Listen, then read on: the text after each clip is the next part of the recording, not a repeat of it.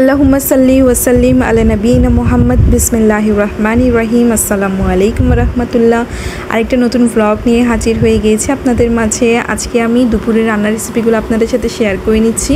অনেকগুলো রসুন কোয়া ছিলা হয়েছে, যেটা আমি আইস কিউব করে ডিপ ফ্রিজের মধ্যে রাখবো, সেটাও আমি শর্টসে আপনাদের সাথে শেয়ার করে নিয়েছি।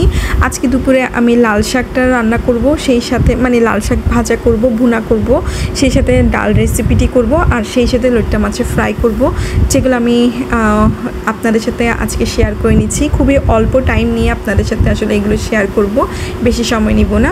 তো দেখেন, ফ্রাই প্যানের মধ্যে আমি পেঁয়াজ কুচি, রসুন কুচি, কাঁচামরিচ ফালি করে কেটে ওটা তেলের মধ্যে ভেজে নিয়েছি। এরপরে লাল শাকগুলো দিয়ে দিয়েছি, আর লাল শাক দেওয়ার পর আমি এখানে প্রায় 2 টেবিল চামচের মতো লবণ দিয়ে দিয়েছি। 2 টেবিল চামচের চেয়েও কম হবে লবণটা আমি মিক্স করেছি। অ্যাকচুয়ালি লবণ তো নিজেদের স্বাদ অনুযায়ী পরিমাণ মতো ব্যবহার করতে হয়। তো এদিকে আমি ডালটাও দেখতে পাচ্ছেন চুলায় দিয়ে দিয়েছি। ডালটা দেওয়ার সময় আমি চুলায় হলুদ আর পেঁয়াজ কুচিটা দিয়েছি, আর কিছুই দিইনি। আর এভাবে ডালটা সিদ্ধ হয়ে নিচ্ছে। এদিকে দেখেন আমার লাল শাক ভুনাটা শেষ, আর এখন আমি ডালটা ঘুটে নিব।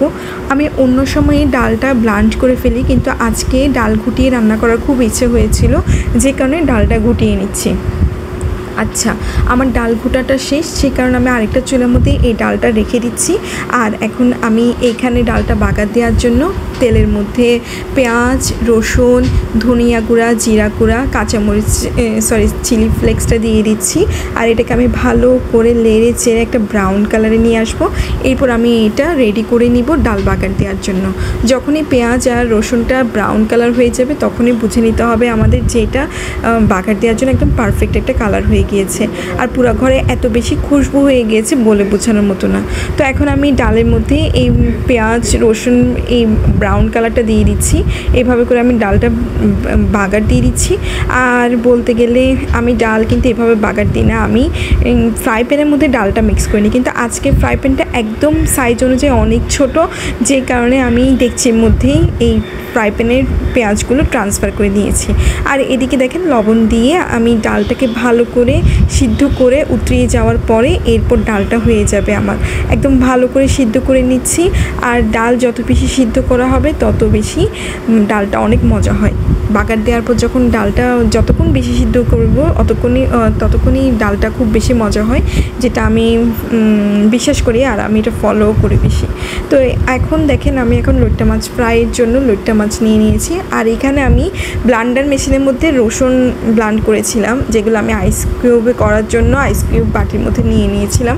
আর অবশিষ্ট রসুনের যেগুলো পেস্ট ব্লান্ডার মেশিনের জগের মধ্যে ছিল, ওগুলো আমি কি করলাম, এই লইট্টা মাছের মধ্যে মিক্স করে নিয়েছি। আর এখন আমি এখানে লবণ, মরিচ, হলুদটা মিক্স করে নিচ্ছি। আর ভালো করে মিক্স করবার পর এটাকে মেরিনেশন করতে হবে। মেরিনেশন করবার পরে একটা ফাইনাল লুক আসবে এই লইট্টা মাছ মেরিনেশনের জন্য। এক একজন এক একভাবে মেরিনেট করে থাকে, আমিও বিভিন্ন সময় ভিন্নভাবে মেরিনেট করি। কোনো সময় আমি একটা পেপারের মধ্যে ময়দা নিয়ে এরপর লইট্টা মাছগুলো ফ্রাই করি। আবার কোনো সময় আমি এইভাবেই ডিরেক্ট সবগুলো মেরিনেট করবার পর এরপর আমি ফ্রাই করি। এক সময় আমি এক একভাবে লইট্টা মাছ ফ্রাই করি। আর আলহামদুলিল্লাহ আমার হাতে লইট্টা মাছগুলো মোটামুটি ভালোই হয়। তো এখানে আমি লবণ, মরিচ, হলুদটা দিয়ে দেওয়ার পর ভালো করে মেখে নিয়েছি। রসুন বাটাটা দেওয়া হয়েছে। একদম রসুন বাটাটা দেওয়ার পর একটা খুব সুন্দর একটা ফ্লেভার এসেছে। এটা আপনি চাইলে শুধুমাত্র রসুন বাটাটা মিক্স করবার পরই পেতে পারেন। এরপর আমি এখানে ময়দাটা দিয়ে দিচ্ছি। ময়দার পরিমাণ আমি একটু বেশি করে দিয়েছি, যাতে ব্যাটেলটা একটু মোটা হয়। ব্যাটেল পাতলা হলে লইট্টা মাছের সাথে ব্যাটেলটা লাগবেও না, তেলের মধ্যে কেমন জানি এটা টেস্টটাও আসবে না। সবসময় খেয়াল রাখবেন লইট্টা মাছের ব্যাটেলটা একটু মোটা করতে, তাহলে আপনার লইট্টা মাছটা যখন তেলের মধ্যে ছাড়বেন, তখন লইট্টা মাছ ফ্রাইটা খুব সুন্দর হবে, মুচমুচে হবে। আচ্ছা, এখানে আমি ময়দা ছাড়া কিন্তু আর অন্য কিছু মিক্স করিনি। অনেকে কিন্তু কর্নফ্লাওয়ার, বেকিং পাউডার এগুলো মিক্স করে থাকে একটা পারফেকশনের জন্য। আর আমার মনে হয় যারা কর্নফ্লাওয়ার, বেকিং পাউডার মিক্স করে তাদের লইট্টা মাছ ফ্রাইটাও কিন্তু অসম্ভব সুন্দর হয়। কিন্তু আমি আজকে না বেকিং পাউডার মিক্স করেছি আর না কর্নফ্লাওয়ার মিক্স করেছি। আচ্ছা, এইবার দেখেন আমার লইট্টা মাছগুলো কি সুন্দর মুচমুচে টাইপের একদম একটা একটা ছাড়া ছাড়া হয়ে ভাজা হচ্ছে। আমার এটা দেখে এত বেশি খুশি লেগেছে আর এত বেশি লোভনীয় লেগেছে বলে বোঝানোর মতো না। তো দেখেন আমার লইট্টা মাছ ফ্রাইটা কিন্তু অলমোস্ট শেষ। আপনারা চাইলে এভাবে লইট্টা মাছ ফ্রাই করতে পারেন। অনেকে বলে লইট্টা মাছ ফ্রাই করতে পারে না, কেন পারে না সেটা আসলে আমি বুঝতে পারি না, কিন্তু লইট্টা মাছ ফ্রাই করা আমার মতো অনেক ইজি। একটু মনোযোগের ব্যাপার আছে, একটু মনোযোগ সহকারে যখন আপনি লইট্টা মাছটা ম্যারিনেট করবেন আমার মনে হয় লইট্টা মাছটা আপনার খুব সুন্দর হবে। আর আমি খুব মনোযোগ সহকারে লইট্টা মাছগুলো ফ্রাই করে থাকি, যে কারণে আমার মনে হয় মাশাআল্লাহ আমার লইট্টা মাছগুলো মোটামুটি একটু ভালো হয়। তো দেখেন আমি সেকেন্ড টাইমও যে লইট্টা মাছ তেলের মধ্যে দিয়েছি সেটাও আপনাদের সাথে শেয়ার করে নিয়েছি। আর লইট্টা মাছগুলো দেখতেই পাচ্ছেন কীরকম ভাজা ভাজা হয়েছে, সেটাও আমি আপনাদের সাথে শেয়ার করে নিয়েছি। আজকের মতো ব্লগ এতটুকুই। আই হোপস আপনাদের কাছে আমার ব্লগটা ভালো লেগেছে। ব্লগ ভালো লেগে থাকলে অবশ্যই চ্যানেলটিকে সাবস্ক্রাইব করে দিবেন, আর ব্লগ ভালো লেগে থাকলে অবশ্যই ব্লগটাতে একটা লাইক করে দিবেন, কমেন্ট করবেন, আমার কাছেও ভালো লাগবে।